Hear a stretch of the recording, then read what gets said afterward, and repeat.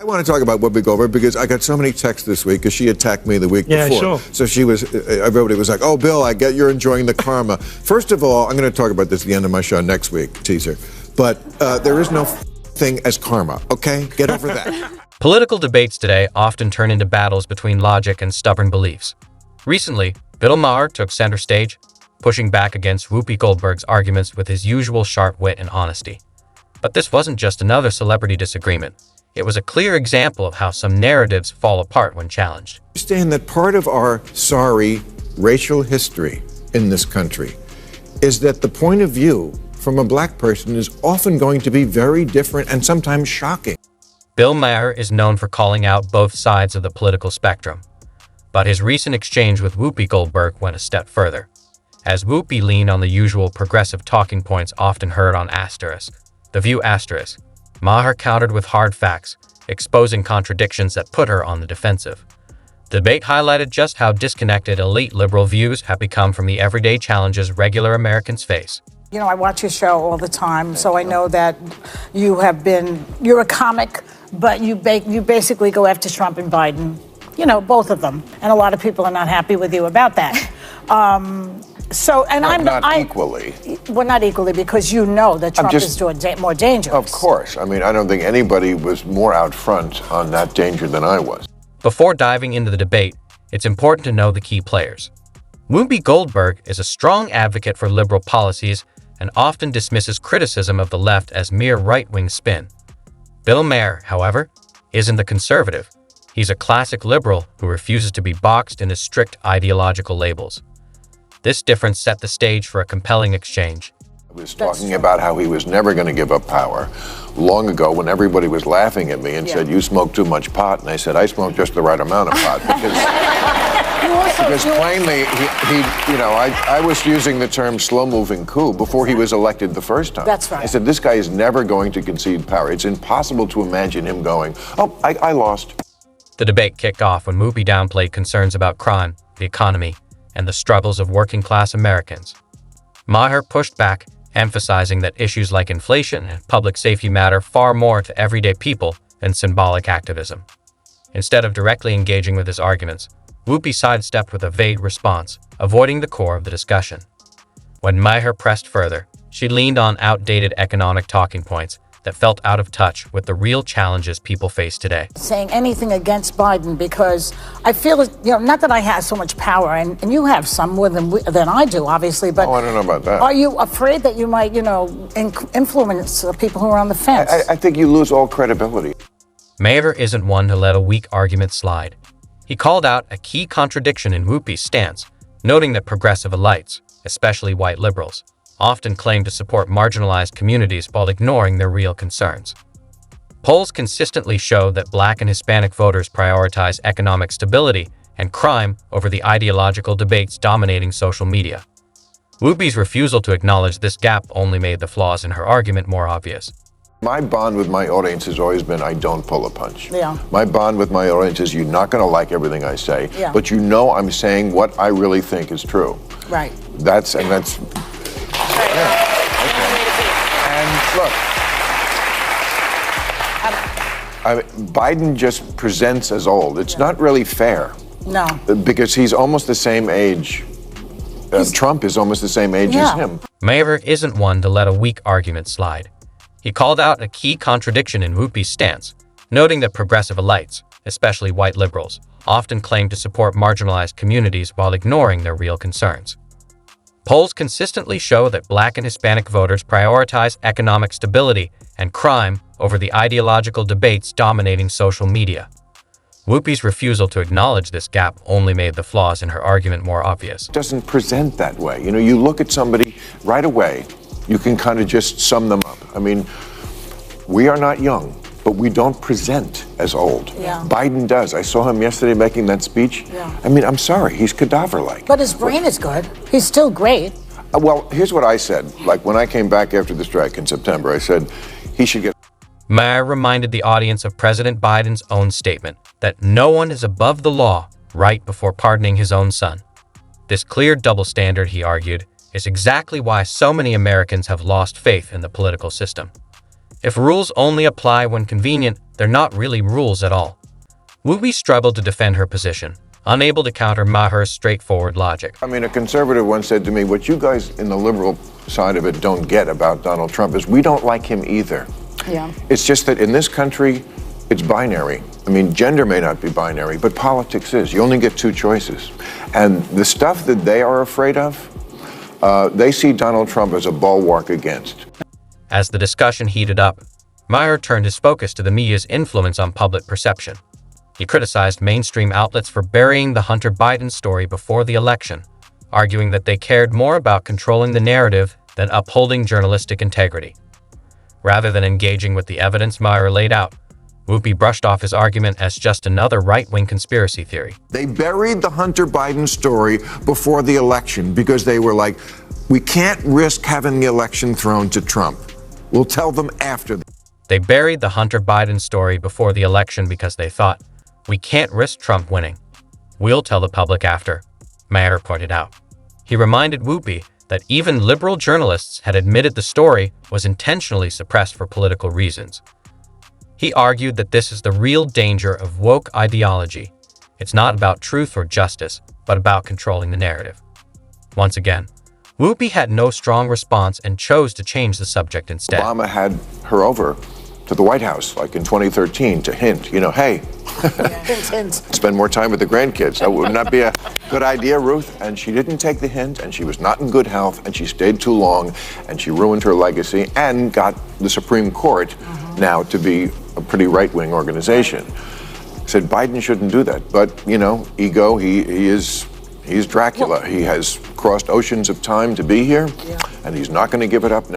The discussion then broadened as Maher criticized the progressive movement for creating an environment where questioning their views is treated as hostility. He pointed out that working-class Americans, the very people progressives claim to represent, aren't buying into the extreme narratives pushed by media elites. But instead of addressing this, Whoopi dismissed these concerns as mere right-wing talking points. Maher then shifted the focus to the changing political landscape, highlighting how the Democratic Party's sharp move to the left has alienated key voter groups, including Black and Hispanic Americans. Polls show that these communities tend to be more patriotic, more supportive of law enforcement, and less tolerant of unchecked illegal immigration than white progressives. Yet, Democrats continue to prioritize elite activists over the real concerns of these voters. And that stuff is a lot closer to the home. It's like my kid is coming home from school and they're not allowed to tell me if they're transitioning. The school is going to take the side of the kid over the parent. Stuff like that. There is a lot of crazy stuff on the left. This book, there's stuff that each side is going to like and probably stuff they're not going to like so much in there. Throughout the debate, Whoopi Goldberg struggled to defend her positions when faced with Maher's fact-based arguments. Rather than addressing his points directly, she repeatedly relied on vague talking points, emotional appeals, and deflection. This is a common pattern among many in the woke movement, where ideology often takes precedence over objective reality. A key moment came when Maher pressed Whoopi on the real concerns of Black and Hispanic Americans. Instead of acknowledging that these communities prioritize economic stability and public safety over progressive activism, she attempted to change the subject. This highlighted a major weakness in woke politics, the inability to confront inconvenient truths when ideological beliefs are challenged. Rather than engaging in a real discussion, figures like Whoopi often resort to shifting the conversation elsewhere. Used the term woke, and you said that woke is what was sort of ruining everything. And I know that you're. No, I didn't say ruining everything. I said that's why Trump could get reelected. That's why Trump could get reelected. Yeah. So the term woke has been, in my view, co-opted by the right and weaponized and bashed. And so I was surprised to hear you use the term because historically, as you know, because I think you're quite brilliant, that woke is a word used by the Black community to note that we must be aware of social injustice. With her arguments falling apart, Whoopi shifted to playing the victim. She accused Maher of misrepresenting her views and making her look bad. But Maher wasn't twisting anything. He was simply holding up a mirror, and Whoopi didn't like the reflection. Faced with hard facts, she had no real response. Next voice. Maher's takedown was especially impactful because it didn't come from a conservative. As a lifelong liberal, he has the credibility to call out the excesses of the progressive movement. His refusal to conform to ideological purity tests has made him an outsider in some circles, but it has also earned him respect from those who value critical thinking and open debate. Look, I'm not going to defend Donald Trump ever, but I would never say that we should put the swastika on the cap, because I think you can hate Donald Trump. You can't hate everybody who likes him. It's half the country. I don't want to live in that country. I don't want to live in the country where I hate half the country, and I don't hate half the country. How dare you disagree with me? The most devastating part of Maher's critique was that he didn't need to raise his voice. With calm precision, he dismantled Whoopi's arguments one by one, leaving her with nowhere to turn. Visibly unsettled, Whoopi could only offer vague rebuttals that did little to restore her credibility. But this debate wasn't just about Whoopi Goldberg. It reflected a broader shift in American politics. More people are beginning to see through the contradictions and double standards of the woke movement. Maher, once a liberal icon, has become one of its strongest critics, not because he changed, but because the movement abandoned its core principles.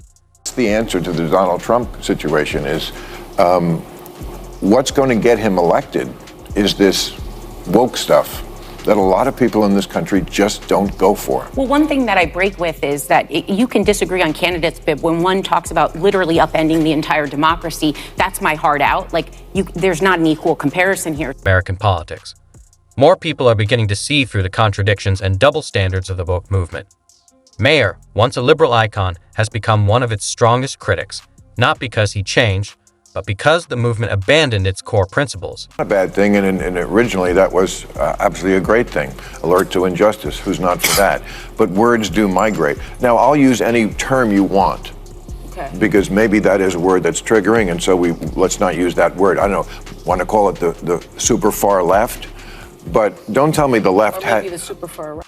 Maher's debate with Whoopi Goldberg highlights a growing divide within liberalism. He represents an older generation of liberals who champion free speech, open debate, and practical solutions. In contrast, the woke movement has shifted toward ideological purity, cancel culture, and social activism over real problem solving. This transformation has left many traditional liberals feeling disconnected from the movement they once embraced. Maher's critique underscores how far the Democratic Party has moved to the left, often ignoring the concerns of everyday Americans. Issues like inflation, crime, and education matter far more to most voters than discussions about gender pronouns or microaggressions. Yet, woke activists continue to dominate public discourse, pushing an agenda that many liberals see as out of touch with real-life struggles.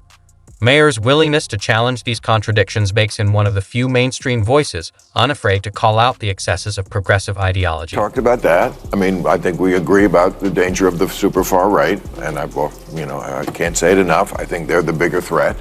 But don't tell me that the left hasn't changed. I'm old enough to remember when it was the conservatives who hated the Jews. Media and accuse it of pushing propaganda. Now it's the left that wants to silence opposing viewpoints and control the narrative. The shift has been undeniable, and while the far right is a serious threat, it's disingenuous to pretend the left hasn't changed too. Women have this is a show watched by a lot of women. Women have no rights in this place. Bill Maher's exchange with Whoopi Goldberg raises an important question about the future of political commentary in the U.S. as mainstream media becomes increasingly ideological. Figures like Maher stand out for refusing to conform to partisan expectations. His willingness to call out both sides has earned him respect from conservatives and moderates, while frustrating progressives who expect unwavering loyalty to their cause. Okay. That was a joke. But, Too dark. Well, maybe it is, but it's true. If I had any doubt that I was right about the change that's happened in the left, watching people protest. This shift in debate reflects a larger change in how people consume political content. More Americans are moving away from traditional news outlets and celebrity-driven talk shows, opting instead for independent commentators who provide more balanced, unfiltered discussions. The success of figures like Joe Rogan highlights this demand for honest conversations over scripted ideological narratives. If